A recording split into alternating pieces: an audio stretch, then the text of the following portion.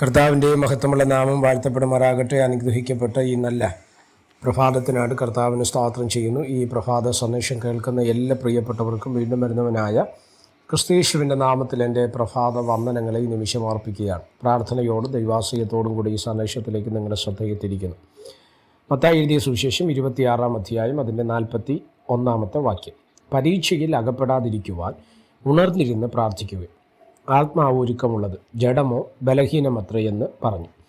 ഈ വാക്യങ്ങൾക്കാണ് ദൈവത്തിന് സ്തോത്രം ചെയ്ത്. യേശു കർത്താവിൻ്റെ ക്രൂശീകരണത്തിന് മുൻപായി ജീവിതത്തിൽ നേരിട്ട ഒരു വലിയ ക്ലേശമായിരുന്നു ഗെത്സമനയ്ക്കകത്തുള്ള യേശുവിൻ്റെ പ്രാർത്ഥനയും അവിടെ വെളിപ്പെട്ട അതിവേദനയും. അല്ലേ, ലൂക്കോസ് വിശേഷത്തിൽ പറയുന്നത് പ്രാണവേദനയിലായി എന്ന് പറയുന്ന അവൻ്റെ വിയർപ്പുകൾ രക്തത്തുള്ളികളായി മാറി നിലത്ത് വീഴുന്ന ഒരു ഭാഗത്തെ നമുക്ക് കാണാൻ കഴിയും. മാത്രമല്ല അവിടെ നിന്നാണ് യേശു കർത്താവ് പ്രാർത്ഥിക്കുന്നത്, പിതാവേ കഴിയുമെങ്കിൽ ഈ പാനപാത്രം എങ്കിൽ നിന്ന് നീക്കണമെങ്കിലും എൻ്റെ ഇഷ്ടമല്ല എന്ന് പറയുന്ന പ്രാർത്ഥിക്കുന്ന സ്ഥലവും ഗെത്സമനയാണ്. അവിടെ യേശു കർത്താവ് പ്രാർത്ഥിക്കുന്നതിന് മുമ്പായി നമുക്കറിയാം ശാരീരികമായിട്ടും മാനസികമായിട്ടും യേശു കർത്താവ് തകർന്ന് നിൽക്കുന്ന ഒരു സമയമാണ് ആ ഭാഗം, അല്ലേ. എന്നാൽ ശിഷ്യന്മാരോടായിട്ട് പറഞ്ഞൊരു വാചകമുണ്ട്, നിങ്ങൾ എന്ത് ചെയ്യുക, പ്രാർത്ഥിക്കുക. സ്തോത്രം, നിങ്ങൾ എന്ത് ചെയ്യണം, ഉണർന്നിരുന്ന് പ്രാർത്ഥിക്കണം. അതിന് മുമ്പുള്ള ഭാഗത്തെ നമുക്ക് മനസ്സിലാക്കാൻ തക്കവണ്ണം കഴിയപ്പെടുന്നുണ്ട്.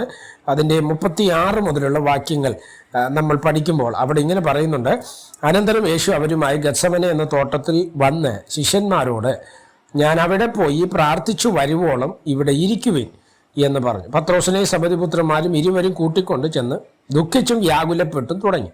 എൻ്റെ ഉള്ള മരണവേദന പോലെ അതിദുഃഖിതമായിരിക്കും, ഇവിടെ താമസം എന്നോടുകൂടെ ഉണർന്നിരിക്കുവീൻ എന്ന് അവരോട് പറഞ്ഞു. അപ്പോൾ ശ്രദ്ധിച്ചേ, ഉണർന്നിരിപ്പീൻ എന്ന് പറഞ്ഞു, ഉണർന്നിരുന്ന് പ്രാർത്ഥിക്കുവീൻ എന്ന് പറഞ്ഞു. സ്തോത്രം.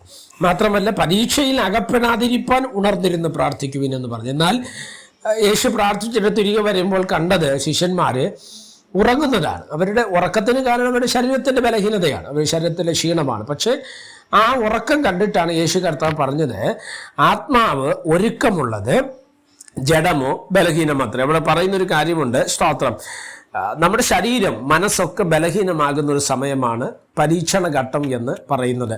പ്രാർത്ഥിക്കേണ്ട സമയത്താണ് പലപ്പോഴും നമ്മുടെ പ്രാർത്ഥനകളെ പിശാച് തടുക്കുവാൻ ശ്രമിക്കുന്നത്. രോഗങ്ങളോ പീഡകളോ കഷ്ടങ്ങളോ ശോധനകളോ മാനസിക പ്രശ്നങ്ങളോ ഒക്കെ നമ്മുടെ ജീവിതത്തിൽ കൊണ്ടിട്ട് പ്രാർത്ഥിക്കേണ്ടുന്ന സമയത്ത് നമ്മൾ എന്ത് ചെയ്യും, ആ പ്രാർത്ഥനയെ തടുക്കുന്ന നിലവാരത്തിലുള്ള സാഹചര്യങ്ങൾ നമ്മുടെ ജീവിതത്തിൽ കൊണ്ടുവരും. എന്നാൽ ഒരുപക്ഷെ ശരീരം നമുക്കെതിരാകും, മനസ്സ് നമുക്കെതിരാകും, പല വിധത്തിലുള്ള ക്ലേശങ്ങൾ അവിടെ കടന്നു വരാം. പക്ഷേ ബൈബിൾ പറയുന്നു ആത്മാവ് ഒരുക്കമുള്ളതാണ്. സ്തോത്രം. ആത്മാവ് ഒരുക്കമുള്ളത് കൊണ്ട് ഒരു കാരണവശാലും നമ്മൾ ആ വിഷയത്തെ പ്രതി ഭാരപ്പെടുകരുത്. ആത്മാവിൻ്റെ കരങ്ങളിലേക്ക് വിഷയത്തെ ഏൽപ്പിച്ച്, അതുകൊണ്ടാണ് റോമാലേഖനം 8-ാം അധ്യായം നമ്മൾ വായിക്കുമ്പോൾ കാണുന്നത്, സ്തോത്രം, ബലഹീനതയ്ക്ക് തുണ നിൽക്കുന്ന ദൈവത്തിൻ്റെ ആത്മാവ്. സ്തോത്രം. ബലഹീനത വരുമ്പോൾ അവിടെ തുണനിന്ന് സ്തോത്രം കാര്യസ്ഥനായി പരിശുദ്ധാത്മാവ് നമ്മോടൊപ്പം നിൽക്കുന്നത് കൊണ്ട് നമുക്ക് ആ പ്രതിസന്ധികളെ തരണം ചെയ്യുവാൻ തക്കവണ്ണം കഴിയുമെന്നുള്ളത് യാഥാർത്ഥ്യമാണ്. അങ്ങനെയെങ്കിൽ എന്നെ ശ്രദ്ധിക്കുന്ന ദൈവമക്കളോട് ഞാൻ പരിശുദ്ധാത്മാവിൽ പറയട്ടെ, വിശ്വാസത്തോടെ പ്രതീക്ഷയോടെ പ്രാർത്ഥനയോടെ ദൈവകരങ്ങളിലേക്ക് ഏൽപ്പിക്കപ്പെടാം.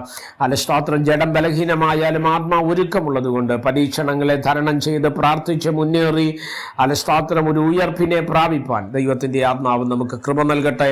പ്രാർത്ഥിക്കുക. പരിശുദ്ധനായ ദൈവമേ, സ്വർഗീയ പിതാവേ, ഈ സന്ദേശത്തിനായിട്ട് സ്തോത്രം ചെയ്യുന്ന, ഈ സന്ദേശം കേൾക്കുന്ന എല്ലാ പ്രിയപ്പെട്ടവരെയും തൃക്കരങ്ങൾ തരികയാണ്. അവിടെ നിന്ന് ചിലകടി മറയ്ക്കുകയും സഹായിക്കുകയും അനുഗ്രഹിക്കുകയും ചെയ്യണം. എല്ലാ മഹത്വം കർത്താവിന്, യേശു കർത്താവിൻ്റെ നാമത്തിൽ പ്രാർത്ഥനകളെ കേൾക്കണം. സ്വർഗീയ നല്ല പിതാവേ, ആമേൻ. എല്ലാവരെയും ദൈവം അനുഗ്രഹിക്കട്ടെ. God bless you.